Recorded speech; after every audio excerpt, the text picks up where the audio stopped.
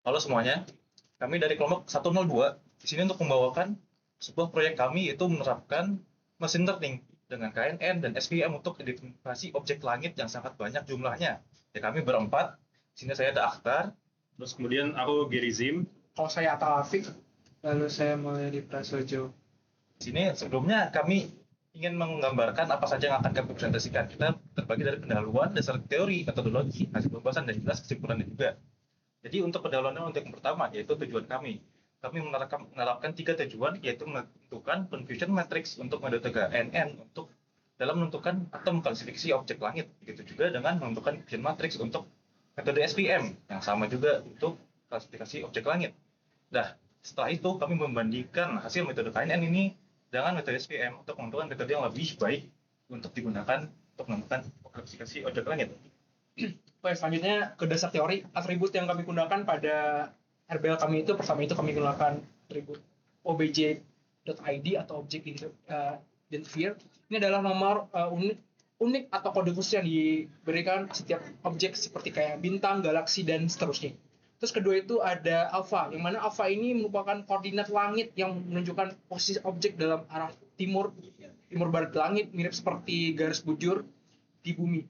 Diukur dalam derajat atau jam, di mana satu jam itu merupakan 15 derajat.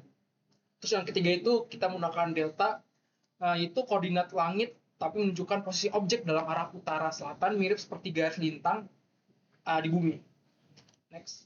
Selanjutnya ada U atau ultraviolet filter. Filter ini digunakan untuk menangkap cahaya ultraviolet dari objek di langit, yaitu cahaya dengan panjang gelombang yang lebih pendek daripada cahaya yang tampak. Terus G itu adalah green filter. Filter ini digunakan untuk menangkap cahaya tampak berwarna hijau. Ini bagian dari cahaya yang biasa kita lihat mata manusia lihat, berguna untuk mendeteksi karakteristik umum dari cahaya atau galaksi. Terus yang selanjutnya ada R atau red filter, yaitu digunakan untuk menangkap cahaya merah, bagian dari cahaya tampak dengan panjang gelombang yang lebih panjang. Terus selanjutnya itu ada I atau near infrared filter, digunakan untuk menangkap cahaya inframerah dekat, yaitu cahaya dengan panjang gelombang sedikit lebih panjang dari cahaya merah. Oke, selanjutnya ada Z, yaitu infrared filter. Ini digunakan untuk menangkap cahaya infrared, yaitu cahaya dengan panjang gelombang dengan panjangnya tampak, berguna untuk mengamati objek yang dingin seperti bintang tua, awan debu, serta menembus debu kosmik yang menghalangi cahaya tampak. Terus ada run ID atau run number. Ini adalah nomor unik yang menunjukkan sesi pemotretan atau pemindahan tertentu oleh teleskop. Terus selanjutnya ada rerun ID atau rerun number. Ini menunjukkan versi atau metode pengolahan dari data gambar. Terus selanjutnya itu ada camcode, itu kamera kolom. Teleskop besar biasanya memiliki beberapa kolom atau bagian sensor kamera yang merekam gambar secara paralel. Nilai ini menunjukkan bagaimana dari kamera yang digunakan untuk mengambil citra objek tersebut dalam satu sesi. Excelnya itu ada field ID atau field number. Gambar langit dibagi menjadi dua bagian bidang yang lebih kecil. Field ID itu menunjukkan nomor bidang langit tertentu dalam suatu sesi pemotretan dalam kolom kamera. Terus ada spek OBJ ID, itu Unique ID for Spectroscopy Objects. Ini adalah identitas untuk yang diberikan untuk setiap objek langit yang telah dianalisis menggunakan spektroskopi optik. Selanjutnya itu ada kelas, itu objek kelas, itu yang itu termasuk ada galaksi, star atau quasar, yang mana ini menunjukkan bahwa jenis objek langit yang diamati nilainya biasanya itu galaksi itu sebagai galaksi, star sebagai bintang, dan quasar itu galaksi aktif yang sangat terang. Next itu ada redshift, nilai pergeseran merah. Adalah ukuran beberapa besar panjang gelombang cahaya dari objek bergeser ke arah merah karena efek ekspansi dalam semesta. Terus ada plate atau plate ID dalam proyek SDDS atau Sloan Digital Sky Survey. Plate itu adalah piringan logam khusus yang digunakan untuk memegang fiber optik yang mengarahkan cahaya dari objek langit ke spektrograf. Terus ada rerun ID atau rerun number, itu menunjukkan versi atau metode pengolahan data gambar. Misalnya gambar yang diproses dengan algoritma yang lebih baru atau berbeda. Dan rerun ID ini akan membantu melacak hasil dari versi tersebut. Terus selanjutnya ada MJD atau Modified Julian Date. Adalah sistem penanggalan astronomi yang digunakan untuk menunjukkan waktu pengambilan data. Terus ada Fiber ID itu merupakan Fiber ID atau Fiber Identifier. Ini adalah nomor identifikasi unik dari serat optik yang digunakan teleskop untuk mengumpulkan cahaya dari satu objek ke langit tertentu selama observasi.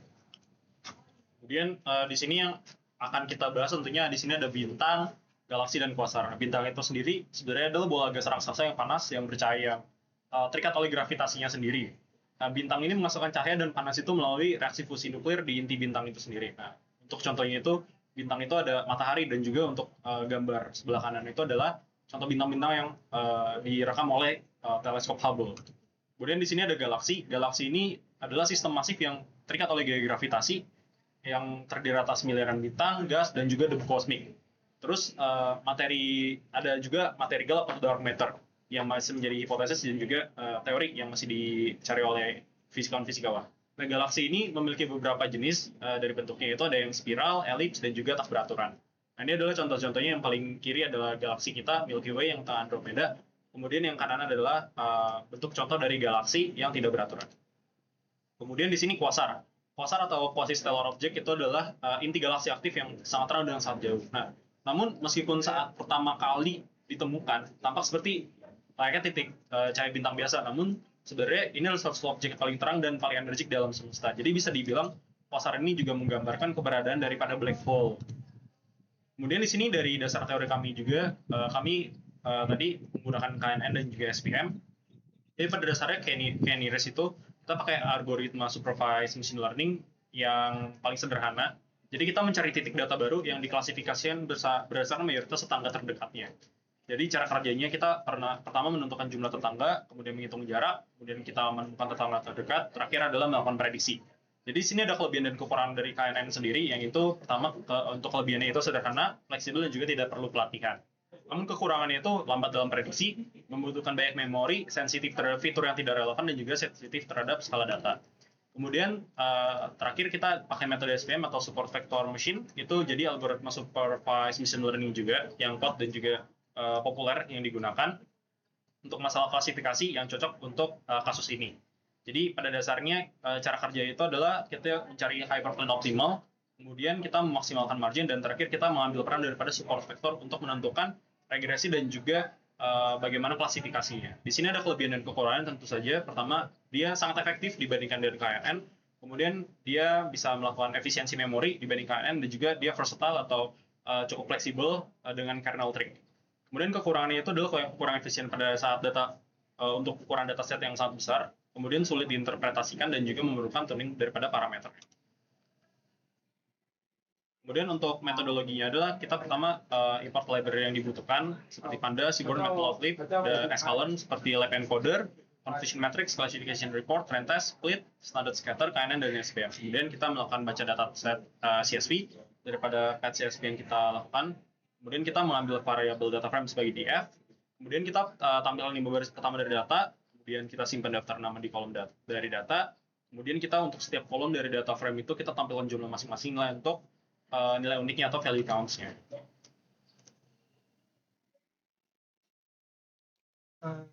Selanjutnya kita membuat salinan data frame supaya data yang aslinya itu nggak kesentuh. Terus yang selanjutnya kita tuh melakukan encoding terhadap objek yang bertipe string. Hal ini dilakukan karena kita tuh pengen buat heatmap yang buat string juga, jadi kita bisa tahu gitu sebenarnya hubungan mereka tuh apa. Tapi di encoder ini kita juga simpan reverse-nya, siapa tahu nanti kita pengen decoding kembali. Nah setelah itu kita barulah hitung heatmap, terus kita visualisasikan matris korelasi, terus kita lakukan itu apa sih namanya? Lakukan training data dan pemisahan fitur data, lalu kita melakukan normalisasi menemukan standard scalars. Setelah itu kita akan membagi data menjadi trains dan test split, lalu menginisialisasi dan melatih model KNN, lalu prediksi KNN dan menghasilkan KNN, dan begitu juga dengan SPM. Oke, jadi di sini sebenarnya bisa dilihat bahwa kita tuh di sini bikin 2 heatmap. Jadi yang pertama itu ada heatmap yang sebelah kiri dan heatmap sebelah kanan. Sebenarnya mereka berdua itu bedanya, yang kiri itu heatmap awalnya. Jadi kami buat heatmap awal itu tujuannya supaya kami bisa tahu lebih baik kami drop atribut-atribut mana saja, dan apa yang hmm, menjadi landasan kami dalam ngedrop itu adalah yang pertama misalnya objek ID itu kan sebenarnya tidak ada kaitannya dengan data. Terus yang kedua juga rerun ID itu sama seperti objek ID. Lalu yang ketiga adalah ketika korelasinya tinggi. Kenapa korelasinya tinggi dibuang? Karena jika kita ikut sertakan kedua atribut yang memiliki korelasi tinggi, ditakutkan datanya itu akan bias karena mereka tuh mengandung informasi yang sama. Itu yang kami takutkan. Sehingga kami mengeset batas wajar untuk korelasi antara atribut itu 0,9. Yang di atas 0,9 kami drop. Dan bisa dilihat dari yang kiri menjadi yang kanan, kami sudah melakukan pembersihan antar atribut-atributnya. Oke, setelah kami melakukan pembersihan atribut, kami melakukan pelatihan. Tapi sebelum itu ya di train split dulu. Lalu setelah di train, kami mencoba 2 buah algoritma, yaitu KNN dan SVM, lalu menghasilkan confusion matrix sebagai berikut. Nah, ini tuh kita bisa lihat, sebenarnya ini tuh bisa dijadikan lagi ke objek string, yaitu bentuknya star, galaksi, dan quasar, cuman di sini belum sempat aja. Jadi kami masih bentuknya 012, yang itu ada penjelasannya nanti. Sehingga dari confusion matrix yang udah ditampilkan ini, kita bisa lihat bahwa sebenarnya dari segi performa SVM itu jauh mengungguli KNN dibanding untuk data yang kita ambil ini. Ya, jadi kesimpulan dari yang kita kerjakan berdasarkan dari kedua confusion matrix yang dihasilkan dari model KNN atau SVM, dapat diketahui bahwa model SVM mampu memprediksi jenis objek langit seperti yang tadi sudah dijelaskan dengan akurasi yang lebih tinggi dibandingkan metode KNN. Karena terlihat dari jumlah prediksi yang benar pada confusion matrix SVM yang lebih banyak. Dan ini menunjukkan bahwa model ini lebih andal dalam mengklasifikasikan data spektrum objek langit berdasarkan fitur-fitur yang tersedia. Dengan demikian, dalam konteks dataset ini, SVM merupakan pilihan algoritma yang lebih efektif untuk tugas klasifikasi objek astronomi. Selain itu, hasil ini juga menunjukkan pentingnya pemilihan model yang tepat dalam analisis data ilmiah, terutama ketika akurasi klasifikasi menjadi faktor kuncinya. Jadi sekian dari kami. Terima kasih banyak sudah menonton.